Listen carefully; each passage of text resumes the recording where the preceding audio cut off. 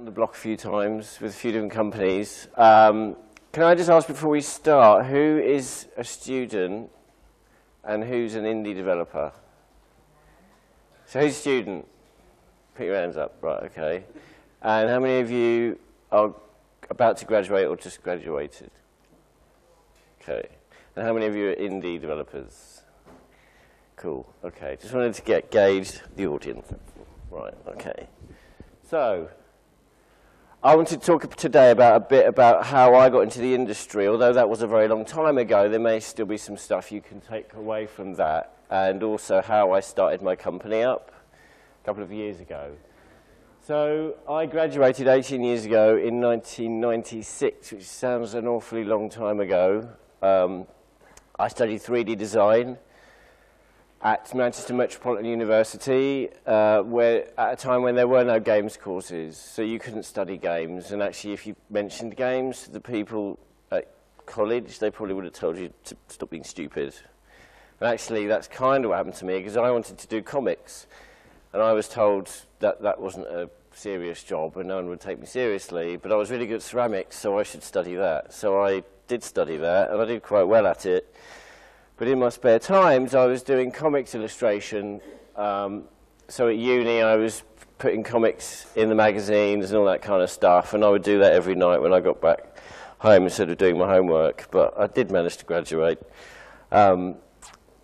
So at the end of my course, just before I graduated, one of my classmates, she got a newsletter because she'd won a competition, and in it there was an advert from a company that was just starting up in Liverpool, which wasn't that far away, and they were looking for people who, it was a games company, and they were looking for people that could draw comics, illustration and stuff like that, but didn't necessarily need any experience. Although I had used a bit of Photoshop, and I was really into computer games, so it kind of felt like something that I should go for, because really I couldn't imagine getting a job making pots. And it wasn't really what I wanted to do anyway. So I got a portfolio together of all the sort of like anime style stuff I'd done and all the illustrations. Put them in a portfolio and I sent it off. And then I got an interview. And then I was shortlisted down and I ended up getting the job. So I was very lucky. Yeah, they taught me how to use 3D. It wasn't even Max then, it was 3D Studio. So I learned all my skills. I learned how to use a color version of Photoshop, which was very exciting. And the main thing that I got from that job, because the company only lasted 6 months, as Helena was saying, you know, indie companies, it's a very unpredictable industry. A lot of companies go down shortly after they start up. This one did the same thing, but what I did gain was that a lot of contacts, because a lot of the people that have been headhunted to work there came from places like Bullfrog and other very kind of big names in the industry. So I went straight from that job, even with only 6 months experience, to work in another startup and another startup. And I ended up at Mucky Foot Productions. You may have heard of them. They were around for a few years, and basically, while I was there, I shipped my first game, Urban Chaos, on the PlayStation 1, which also came out on Dreamcast. I don't know how many of you have played on one of those, but that was very exciting. It was a big thing for me. And I also worked on a game called Startopia, which I preferred, to be honest, and I think it was more critically acclaimed, but didn't do very well because it came out a bit too late. I think they missed their deadline. Publisher didn't put any marketing budget behind it, so unfortunately it didn't do as well as it probably deserved to. But anyway, all that was an amazing experience. Still working with amazing people. From Mucky Foot, I went abroad to EA in Florida to work, but it didn't really feel right to me. So the next and most important jump that I made was to Criterion Games, where I started off as a character artist working on a reboot of Skate or Die that never actually happened.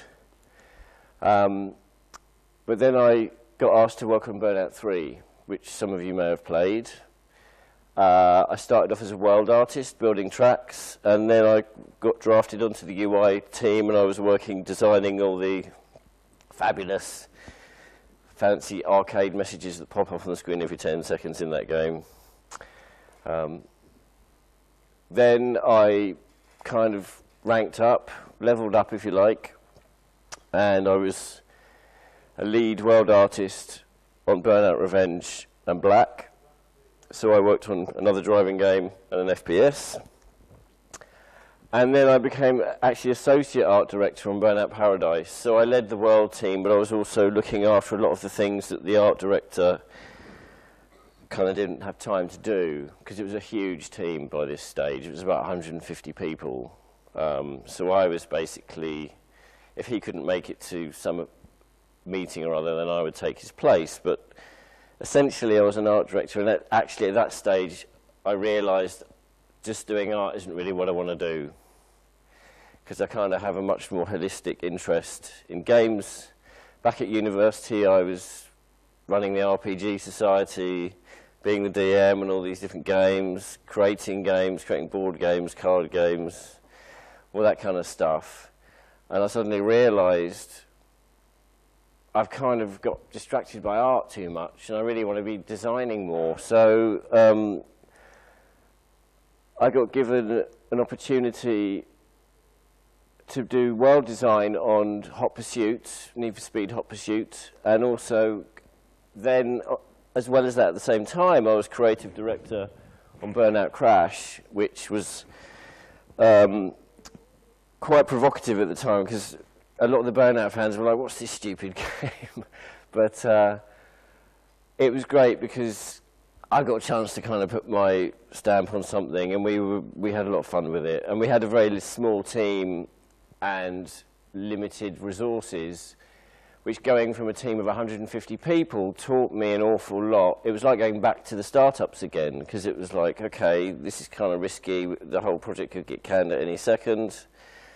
We really had to make it work with very few people, with limited skill sets. You know, we couldn't take away too many people from Need for Speed Hot Pursuit that was shipping, or at least almost finished at the time. So it almost felt like an indie company, and it kind of gave me a taste for that. So being at Criterion for 10 years taught me an awful lot. It was a massive arc of, you know, doing different jobs across the team, as well as at different kind of levels, from management down to just getting my head down and doing some artwork. One of the main things that it taught me about making games was to really keep focused on what the game's heart is. Like with Burnout, it was always high-speed racing, and takedowns was what was the important bit. And if you got too distracted by some other game mechanic, it usually got cut, because it was very important to keep focused. And they called it the X at EA, which sounds a bit wanky, but it was a good way to sum it up, I suppose. It's kind of management speak, but ultimately, actually, it was a very good way to keep everyone focused. You know, they'd write the X on the wall, and every game had to have a one-line X, and it was like, you know, when you're making games of any size, it's very important to remember what you're selling, basically. The other thing is to remember where to spend your resources. So it's like I said with the important bit, be very aware of what the important part of the game is. Make sure you spend your money there. If you try and spread yourself too thin, you're probably going to end up with something a bit mediocre. And also have high standards. And that actually also includes my next, this is my last one, about iteration. Basically, a lot of people I've worked with that haven't got as much experience often will say, oh, that's good enough, and just stop. And it's like, it's usually not good enough. You should usually remake everything until you run out of time. Even if you think it's good enough, if you can imagine it being better, you should at least try and make it better. The amount of times that you remake a part of the game will improve. You know, the more times you remake something, the better it gets. It's like with any kind of art or even a bit of code. Or even if your game, you know, if your computer crashes and you're in the middle of something, oh bugger, I've just lost 2 hours of work. I'm sure we've all been there.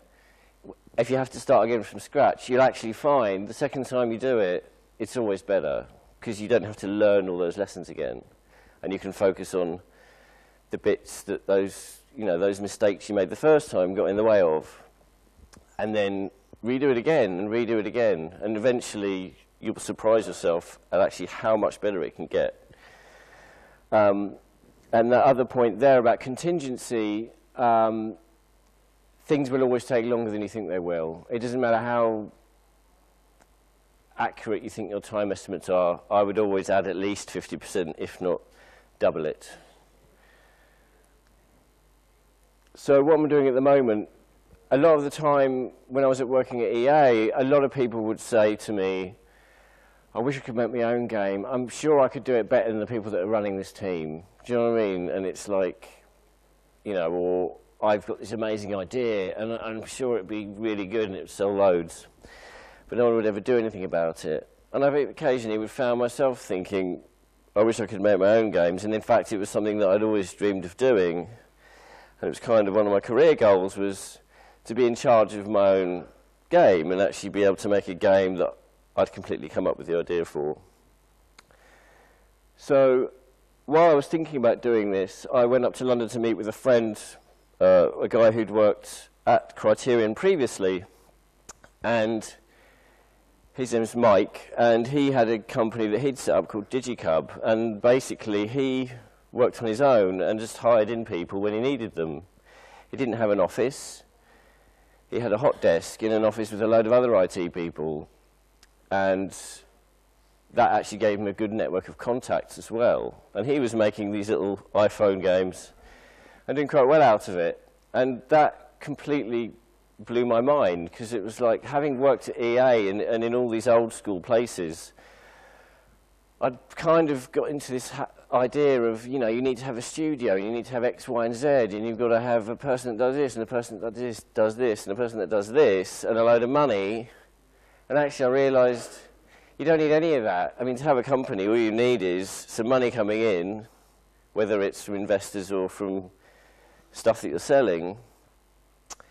And, you know, you're going to be spending money on stuff, but you don't have to spend it on X, Y, and Z if you don't need that stuff.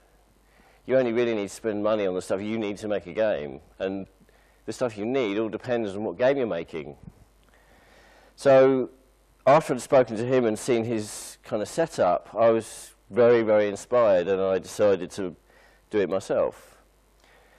So I started Magic Notion Limited. Helena already covered the sort of naming process, and I don't really think I've got anything to add to that. But it did take me a while to think up this name. And the main thing that I would say is it doesn't really matter what you call your company, because ultimately it's not the name that really represents your company, it's the products you make. You could call your company anything as long as it doesn't offend anyone. And if your products are good, that name will become synonymous with good quality. So, you know, as long as it's not completely stupid or bland or forgettable, like Helena was saying, I think you've just got to make sure it's available on all the social networks, and you know, you've got to get your domain names and all that kind of stuff. Just get all of those things locked down. There are websites you can use to find all that stuff out very easily. At the same time, just type a name and it'll tell you about all of the social networks, whether it's available or not. I'd say that's probably one of the most important things. So it's also very easy to start a company. You just go on a website, pay them 20 quid, they'll do all the work for you. I actually found a really good company in Brighton. They are called Crunch. They actually do my accounts. And like I say here, make the boring bits as easy as possible, because when you're running a company, it's not just about making video games. You've actually got to pay tax and bookkeeping and all that kind of crap that nobody really wants to do. And you don't really want to have to pay somebody to do your bookkeeping, because you've got bugger all money and you really want to spend all that on the game.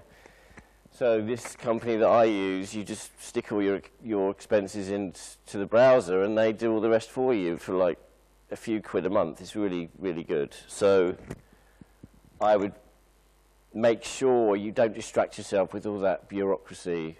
So try and find some really good tools for managing that stuff. The other thing I would say, and it kind of just ties into what I was saying earlier, is when I say don't go through the motions, what I mean is if you're not very experienced, you may make some assumptions about what you need to be a company, and what I would really do is try and step back away from that and look at what you actually need rather than what you think you need. Like with me and being inspired by Mike, it was, you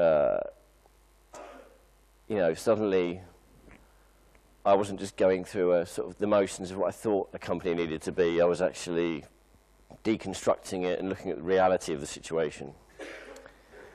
And also, obviously, I needed money coming in. I didn't want investors because I didn't want anyone telling me what to do anymore, because I'd worked for EA for 10 years, kind of thing. So I very much wanted to be independent, and luckily, because I got a lot of experience, I could get contract work that was paid me well enough to be able to pay a couple of other people to make a game, which I know a lot of people don't have the luxury of, but you can do contract work, and if there's more than one of you, you can probably make enough to pay yourselves and work on a game. So yeah, the contract work I was doing was working for Media Molecule on Tearaway, which I actually am still doing. And what I would say about money is work to your means, and what I mean by that is design the game to what you've got available to you. So if you've got a really good artist, make a really arty game. If you don't have a very good animator, make a game that doesn't need animation. You know, try and play to your strengths, basically. And obviously, try and just keep track of money coming in and money going out. If you're running a business, it's really very simple. You just got to make sure more money comes in than goes out, and don't overcomplicate it. So making our first game, we wanted to stand out from the crowd and do something a bit different. Don't just copy what's in the top 10 of the App Store, because it's already been done. Find your unique voice. I do a bit of drag in my spare time, as you can see. Have I got time to show my trailer? I have, okay. So we decided to make a matchmaking game, because I love procedural systems. I wanted to generate loads of random characters. Needed something to do with them. I had this drag queen at my disposal, and it all just kind of made sense. OMG, put your hands together for Miss Kitty Powers! Ooh, hello kittens. I'm Kitty Powers, matchmaker extraordinaire. As we all know, the path to true love is long and hard, which is why I've created my new dating simulator, Kitty Powers Matchmaker. Well, I never. I've got a little black book full of lonely hearts, but it's your job to find them love. Help them through delicate dating dilemmas. Guide their passage through the turbulent tunnel of love. Outrageous! Hello Kitty Powers Dating Agency. You can even matchmake your mates and send them on dates. Will they end up in the penthouse of passion or the dustbin of broken dreams? Sounds scary, doesn't it? But don't despair, kittens, because I, Kitty Powers, will be there for you every step of the way. Every client deserves their happy ending, and it's your job to give them one. Coming soon, kittens. So there's that. So yeah, I thought that might stand us out from the crowd a little bit. And also, I mean, I spent some money on that advert. It looks quite snazzy, but it was just a green screen in Media Molecule's kitchen. And then I spent some money on a company with some guys that I knew that I'd worked with at Criterion. They'd set up their own company making trailers. So we got quite a good product out of that. And what I would say, from what I learned about the sort of design part of it, was try and do less is more. Don't graduate and decide you're going to make an MMO, because it ain't going to happen, right? So try and do something small, but do it really, really well. I think that would be my advice to you. Because if you make something small, you can iterate it a lot more. If you make something big and unwieldy, you're probably only going to scrape to make it once, if at all. So you really want to be able to get that iteration in there. Also, you know, this game, we wanted to make it accessible, but that doesn't mean making it easy, because easy games are pretty boring. And if the game doesn't engage people, they're not going to want to keep playing it. So I would say, when I say accessible, it really just means make it usable and clear to the player what's going on, and just introduce your game mechanics slowly, and it make them easy to digest. And that kind of ties in with this one as well, which is something that I learned at Criterion, actually, which is don't make it super complicated, like in terms of controls. If you've got a huge World of Warcraft HUD of buttons for people to click on, you're not making your game very friendly, because it's a bit like trying to drive a jumbo jet when all you wanted was a nice little kind of amusement for like half an hour or something for 59p. So, I've forgotten what I wrote on this slide. The other stuff.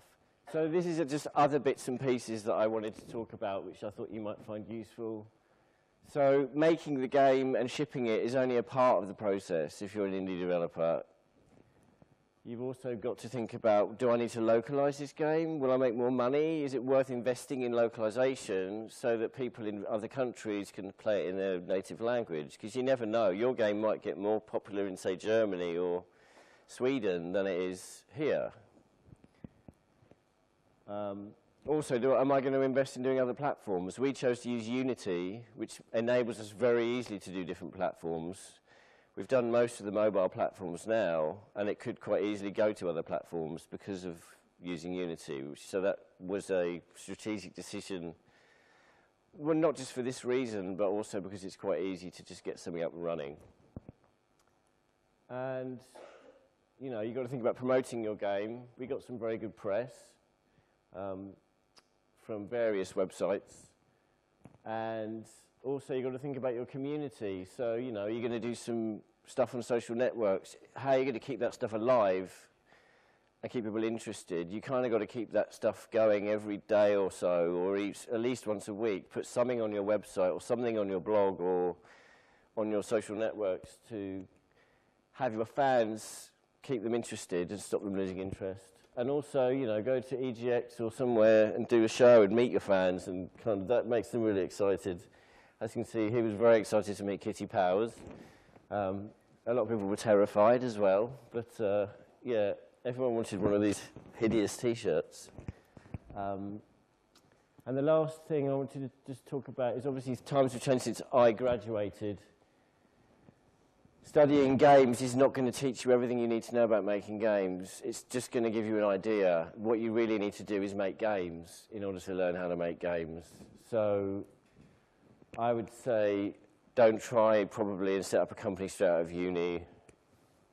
You'll probably get more benefit from working somewhere else and making games in your spare time, just to sort of go through the motions a couple of times, ship a couple of projects, even if they're just free things that you stick on the internet, because you'll learn an awful lot. You can get Unity for free. That makes it very easy. Even if you're not very good at coding, then you just need to learn scripting, which is not as complicated, as far as I know. And I've just said that, so yeah, get some experience first. I think you'll also get some contacts, develop that kind of network of contacts, because a lot of the things that I've been able to do, I couldn't have done without knowing people who know people, or knowing people who can give me advice, or knowing people who've set up their own company and maybe you can do a bit of a joint effort with and stuff like that. And also, you don't want to have all that bureaucracy of running a company when you're trying to learn how to make games. So that's it. Thanks, kittens.